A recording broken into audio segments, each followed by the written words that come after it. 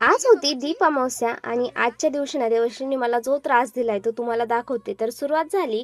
आज दीप अमावस्या होती म्हणून म्हटलं चला जरा हळद आणि मीठ टाकून फरची पुसूया. त्यासाठी सर्वात पहिल्यांदा देवश्रीला बीन बॅगमध्ये फसवलं आणि मी माझं काम करते तोवर माझी पोरगी लगेच तिथून आली आणि आईने हा कॅमेरा का लावलाय म्हणून तिला पहिला कॅमेरा घ्यायचा होता. घरामध्ये ना हे ब्रेड शिळे पडले होते. म्हटलं चला यापासून आहे ना मस्त असे गुलाबजाम करूया. आता डिटेल रेसिपी मी तुम्हाला उद्याच्या ब्लॉगमध्ये दाखवते.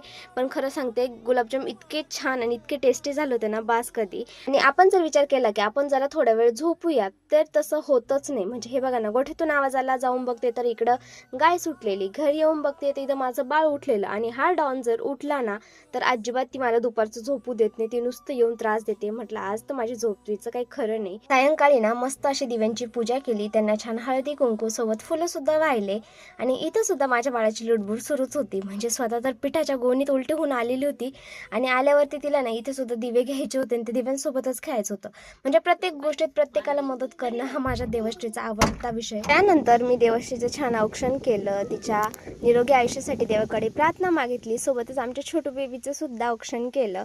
आणि आता या गोड दोघी बहिणींसोबत संपला आजचा दिवस. तर चला आपण भेटत अशा छानशा ब्लॉगमध्ये. तोपर्यंत या दोघी बहिणींची मस्ती एन्जॉय करा.